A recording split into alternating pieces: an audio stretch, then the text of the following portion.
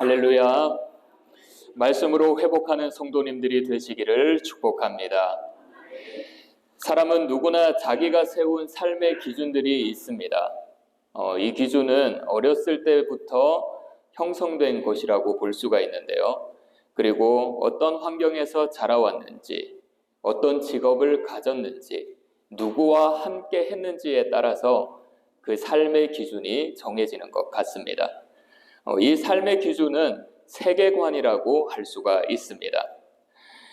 그런데 이 세계관, 삶의 기준이 깨어지게 된다면 많은 혼란이 오게 됩니다. 그리고 이 세계관, 삶의 기준의 영역을 누군가가 침범하게 된다면 자기 방어 기제가 나타나게 됩니다. 몇 가지를 한번 살펴보면요. 첫 번째로 자기 방어 기제 중에 나를 부인하는 모습이 나타납니다. 자신의 신념과 충돌이 될 때 거짓말이고 그것은 믿을 수 없다면서 그 사실 자체를 인정하지 않습니다. 예를 들면 흡연자들에게 담배가 건강에 미치는 치명적인 결과를 보여주었습니다. 이 사람들은 어떠한 생각을 했을까요?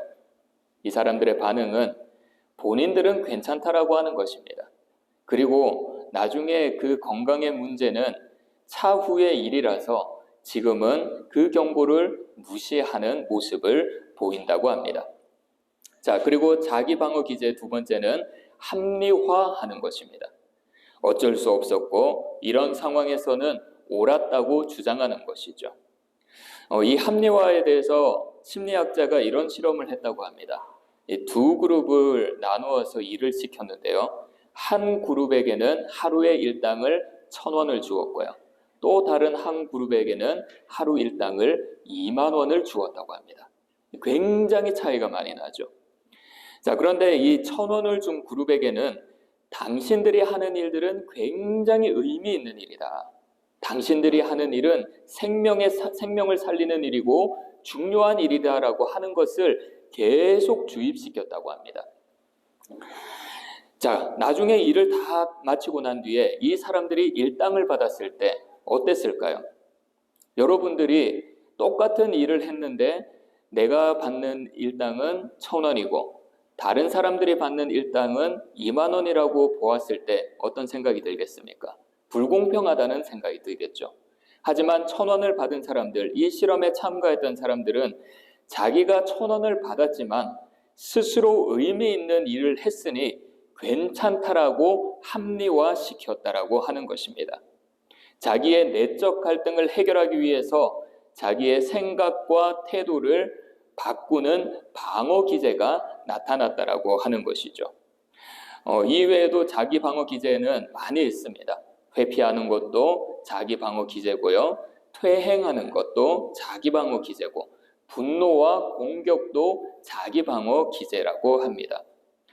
자, 이런 방어 기제가 어떠한 모습으로 나타나든 결국 나의 생각과 신념과 세계관을 지키기 위한 것입니다. 우리에게도 이런 일이 많이 있지 않습니까? 누군가가 나의 의견을 반대할 때 자기 방어 기제가 나타납니다. 어떠한 모습이든.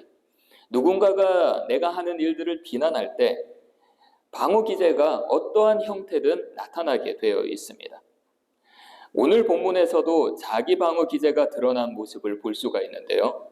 이스라엘이 하나님 아버지의 뜻을 따라서 가나안 땅을 점령하고 있을 때 자신의 영역을 침범한 이스라엘의 모습을 보고 자기 방어 기제를 펼치는 가나안 사람들의 모습을 볼 수가 있습니다.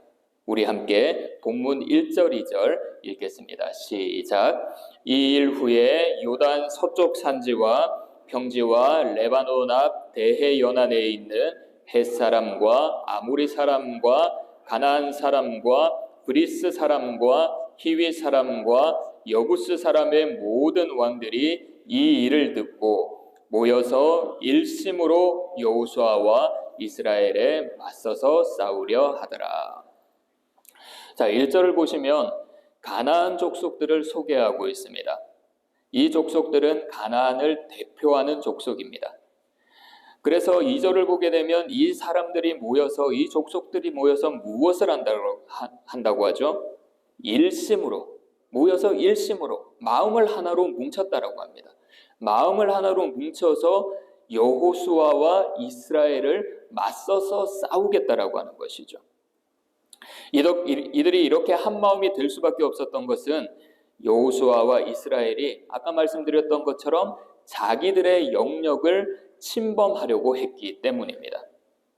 이스라엘이 요단강을 건넌 후에 어떻게 했습니까? 무엇을 했습니까? 제일 첫 번째로 여리고성을 점령했죠. 그리고 아이성을 점령했습니다.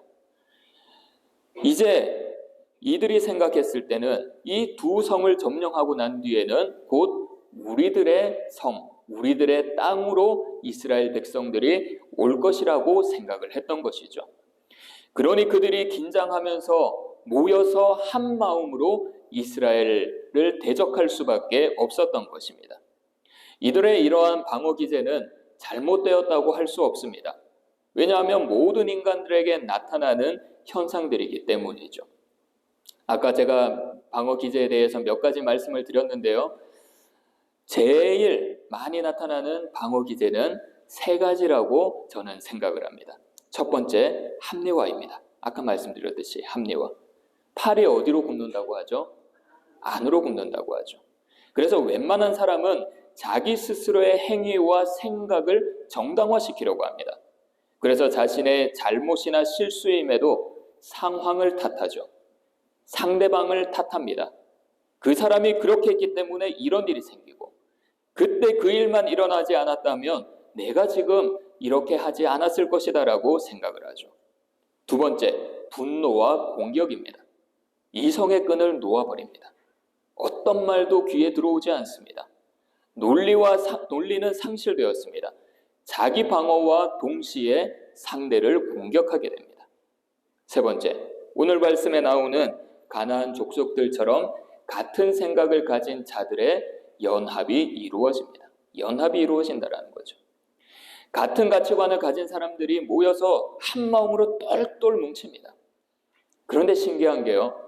이렇게 하나의 가치관으로 똘똘 뭉쳤지만 또 그 안에서 다른 가치관이 생겨난다면, 가치관의 충돌이 일어난다면 그 연합은 깨어져 버립니다. 그래서 영원한 동지도 없고 영원한 적도 없다라는 말이 맞는 것 같습니다. 가나안을 대표하는 족속들이 연합할 때, 이렇게 자기 방어 기제를 펼칠 때 오늘 본문 말씀에 보면 또 다른 사람들도 자기 방어 기제를 펼치고 있습니다. 우리 함께 본문 3절 읽도록 하겠습니다. 시작. 기브온 주민들이 여호수아가 여리고와 아이에 행한 일을 듣고, 자, 여기서 누가 나왔죠? 기브온 주민이 나왔습니다. 이 기브온 주민은 나중에 말씀을 조금 더 뒤에 가보면 히위 족속이라고 표현을 하고 있습니다. 이 히위 족속은 아까 자기 방어 기제를 펼치기 위해 한 마음으로 모였던 가나안 족속 중에 한 족속입니다. 자, 그런데 이 기브온 사람들은 이 히위 족속을 따르지 않았습니다. 그럴 수밖에 없었던 것이 이들은 다른 족속들보다 여리고와 아이성 전투에 대해서 생생하게 알고 있었기 때문입니다. 당시 기브온 사람들이 살았던 곳은 여리고성과 약 22km 떨어져 있다고 합니다. 그리고 아이성과는 9km 정도 떨어져 있다고 합니다. 그리고 이스라엘이 행한 것을 이들이 들었다고 하는데요. 가까이에서 듣는 것과 먼 곳에서 듣는 것은 다릅니다. 실제로 그것을 본 사람이 이야기를 하는 것과 그 이야기가 몇 사람을 거쳐서 들리는 것은 완전히 이야기가 달라지는 경우가 있습니다. 자, 그러다 보니 다른 족속보다 가까이 있었던 이 기브온 사람들은 여리고성과 아이성 전투에 대해서 굉장히 잘 알 수밖에 없었습니다. 이 상황을 잘 알았던 기브온 주민들은 이스라엘과 함께하는 하나님을 자기들이 도저히 이길 수 없을 거라고 생각을 했습니다. 대적할 수 없을 거라고 생각을 했습니다. 그래서 그들이 어떻게 했습니까? 본문 4절 함께 읽겠습니다. 시작. 꾀를 내어 사신의 모양을 꾸미되 헤어진 전대와 헤어지고 찢어져서 기운 가족 포도주 부대를 나귀에 싣고. 자, 기브온 사람들이 꾀를 냈다고 합니다. 꾀를. 속임수를 쓰기로 했다라는 것이죠. 여기서 말하는 꾀, 이 원어는 이중적인 의미가 있다고 합니다. 부정적으로 사용할 때는 뻔뻔하고 교활한 의미로 사용되고요. 긍정적으로 사용할 때는 신중한 행실을 표현한다고 합니다. 자, 그래서 이 기브온 사람들의 이 모습, 꾀를 내었다라고 하는 이 모습, 이스라엘 백성과 하나님의 능력을 신뢰하기로 결단한 면에서는 굉장히 지혜롭고 명철한 것입니다. 하지만 군사동맹으로 뭉친 가나안 족속들의 입장으로 보아서는 이 기브온 사람들은 교활하고 약삭빠른 이기적인 모습을 표현하고 있는 것입니다. 어떠한 모습을 표현하든 오늘 본문에 나오는 가나안 족속을 대표로 하는 사람들과 그리고 기브온 사람들은 자신의 영역을 침범해올 이스라엘을 향한 방어 기제를 펼쳤다라고 하는 것이죠. 자, 그런데 기브온 주민들은 이 전쟁에 대해서만 알고 있었던 것이 아닙니다. 이스라엘의 종교, 이스라엘의 규례, 율법, 이 모든 것을 다 잘 알고 있었던 것 같습니다. 본문 6절 함께 읽겠습니다. 시작. 그들이 길갈 진영으로 가서 여호수아에게 이르러 그와 이스라엘 사람들에게 이르되 우리는 먼 나라에서 왔나이다. 이제 우리와 조약을 맺읍시다 하니. 자, 기브온 사람들이 여호수아에게 뭐라고 그랬죠? 우리는 먼 나라에서 왔다고 합니다. 먼 나라에서 왔다고 하면서 어떻게 하자고 합니까? 조약을 맺자고 하죠. 꼭 이스라엘을 잘 알고 있는 사람처럼 이야기하는 것 같습니다. 우리는 하나님이 말한 진멸법을 잘 알고 있다는 듯이 조약을 맺자고 하는 것 같습니다. 하나님이 신명기 20장에서 말씀하신 대로 이스라엘과 멀리 떨어져 있는 성읍들을 멸하지 말라는 말씀을 굉장히 알고 있는 것처럼 이야기를 하고 있습니다. 나중에 자신들이 속였다라는 것을 들켰을 때 이 사람들이 어떻게 이야기합니까? 여호수아 9장 24절을 보면 이렇게 이야기합니다. 우리는 여호와께서 명령하신 것을 안다. 이 땅의 주민들을 멸하라고 하신 것을 안다. 이 말씀을 보게 되면 이들은 이미 이스라엘에 대해서 잘 알고 있었다라고 하는 것입니다. 그래서 성서학자들은 기브온 사람들은 이스라엘 사람들에 대해서 잘 알았고 하나님에 대해서 잘 알았고 하나님이 이스라엘 백성들에게 명령한 것을 잘 알았다라고 합니다. 그렇게 알 수 있었던 것은 하나님이 이스라엘 백성들과 함께하고 그들과 함께한 전쟁을 통해서 그들에게 행한 모습을 보고 도대체 하나님이 어떻게 역사하시는가? 도대체 하나님이 이스라엘 백성들에게 무엇을 이야기를 하셨는가? 이스라엘 백성들이 가지고 있는 가치관은 무엇인가? 하나하나 연구를 했다라고 하는 것입니다. 그리고 본문 4절과 5절을 보게 되면 이 기브온 사람들은 강한 의지를 보여주고 있습니다. 이들은 이스라엘 진영으로 가기 전에 철저하게 준비를 하죠. 이 4절과 5절을 보게 되면 반복된 동사들이 있습니다. 4절을 보시면 꾀를 어떻게 했다고 하죠? 꾀를 내었다고 합니다. 사실의 모양으로 어떻게 했다고 합니까? 꾸몄다고 합니다. 낡은 부대와 헤어지고 찢어진 가죽 부대를 나귀에 어떻게 했다고 하죠? 실었다고 합니다. 그리고 5절을 보시면 낡아서 기운 신을 어떻게 해요? 신고 낡은 옷을 입고 곰팡이가 난 떡을 어떻게 했다고 하죠? 준비했다고 합니다. 철저하게 준비했다라는 것입니다. 이 4절과 5절에 나오는 동사들 꾀를 내었다, 꾸몄다, 씻다, 신고, 입고, 준비하고 이 동사들은 어떻게 해서든지 이스라엘과 평화의 언약을 맺고 이스라엘 안에 편입되려고 하는 열정을 보여주고 있는 것입니다. 이렇게 기도한 사람들이 살 수 있는 방법은 이스라엘을 하나하나 파헤쳐가면서 철저하게 그들과 하나님을 아는 것이었습니다. 그래서 그들은 상황 판단을 정확하게 하고 이스라엘을 연구했던 것이죠. 하나하나씩 파내고 연구 끝에 방법을 찾아냈던 것입니다. 진멸법이었던 거죠. 원래 이 말씀에서 이야기하고자 하는 것은 진멸법에 관한 이야기입니다. 그런데 저는 그것보다 기브온 사람들이 살아남기 위해 이스라엘과 하나님에 대해 철저히 연구한 것에 주목하고 싶습니다. 기브온 사람들은 이스라엘의 모든 것을 연구하고 파악해서 생존 전략을 세웠습니다. 그래서 그들은 외교적인 방법을 가지고 자신들을 보호할 방안을 마련했죠. 우리에게도 어떤 일이 일어나든지 지혜롭게 대처하기 위해서는 상황을 빨리 파악을 해야 됩니다. 왜 이런 일이 일어났는지, 이런 일이 일어났을 때 어떻게 대처를 해야 되는지, 사람을 대할 때도 마찬가지죠. 그 사람에 대해서 잘 알게 되면 그 사람과의 관계가 웬만해서는 틀어지지 않습니다.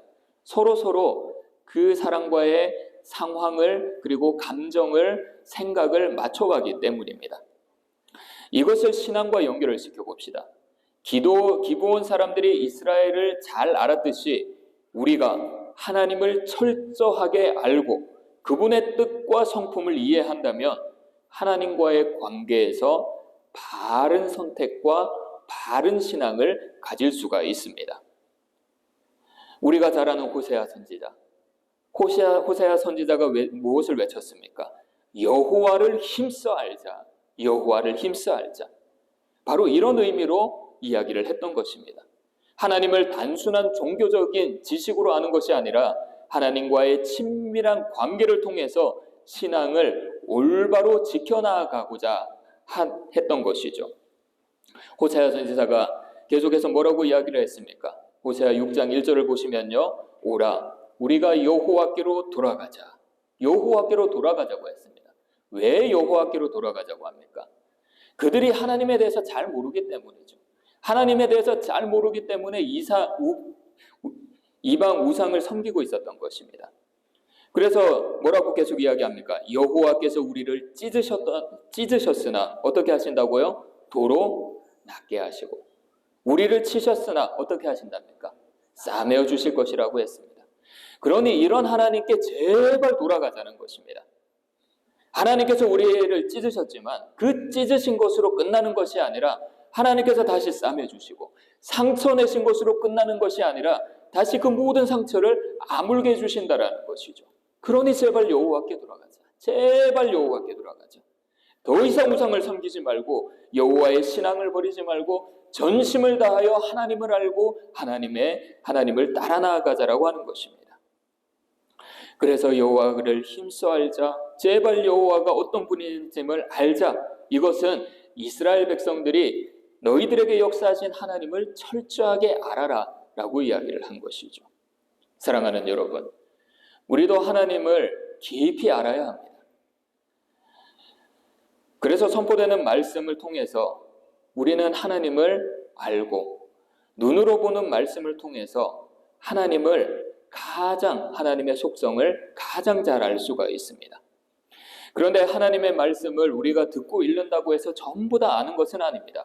하나님에 대해서 일부분만 알고 있을 수밖에 없습니다. 하나님의 말씀을 듣고 읽는 것을 통해 아는 것은 우리의 지식에 불과한 것이죠. 우리는 하나님을 아는 지식에서 멈춰서는 안 됩니다. 하나님을 아는 지식을 우리의 삶에 녹여내야 됩니다.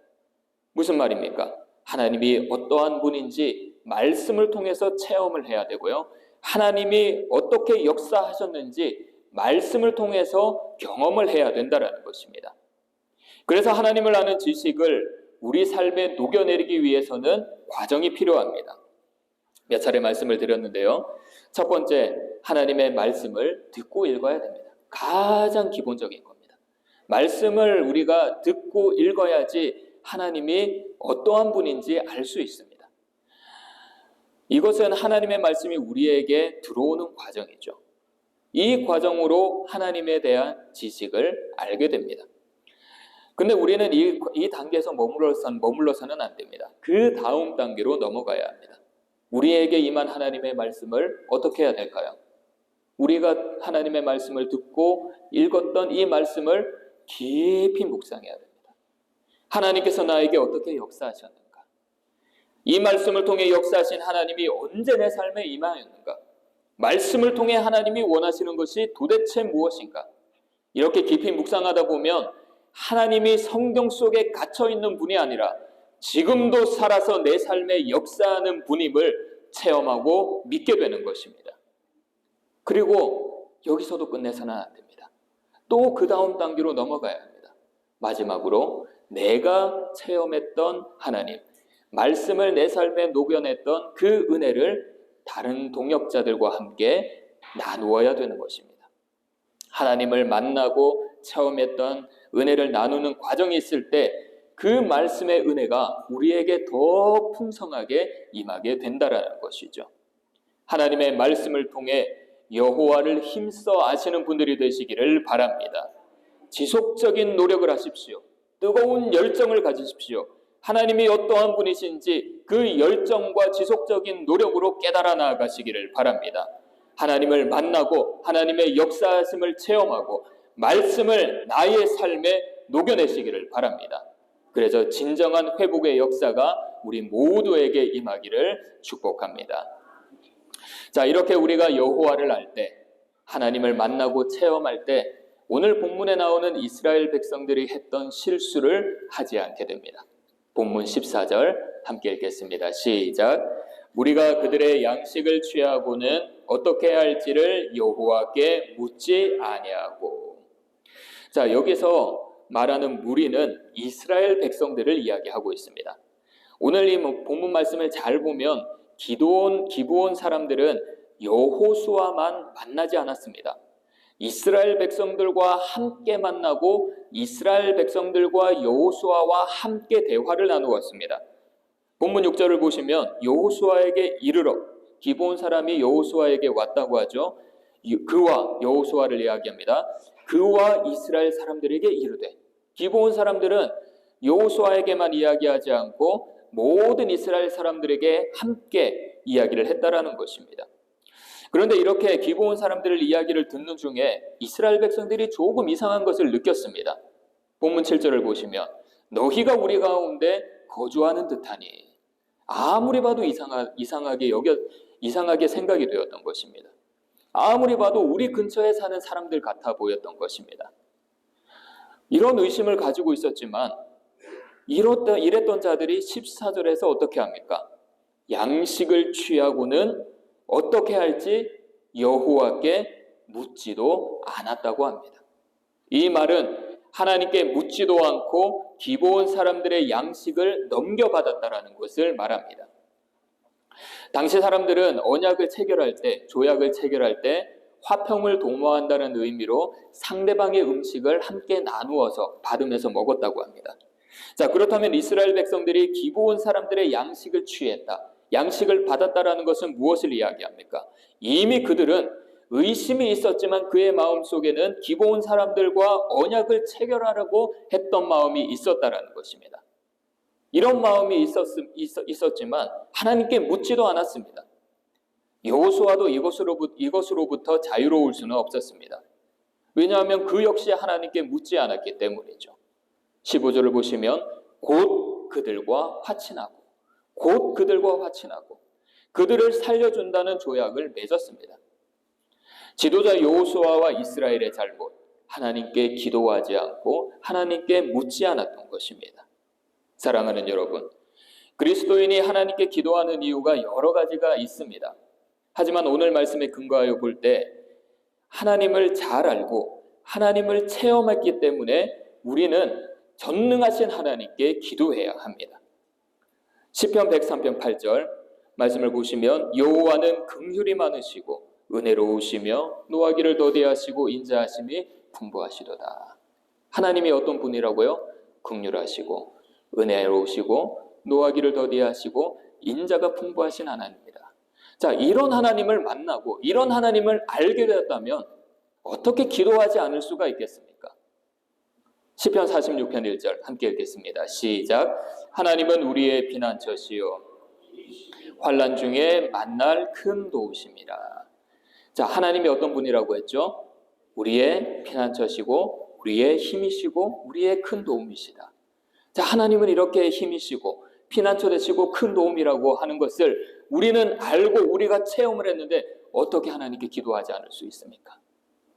이사야 41장 10절 함께 읽겠습니다. 시작. 두려워하지 말라. 내가 너와 함께함이라. 놀라지 말라. 나는 내 하나님이 됨이라. 내가 너를 굳세게 하리라. 참으로 너를 도와주리라. 참으로 나의 의로운 오른손으로 너를 붙들리라.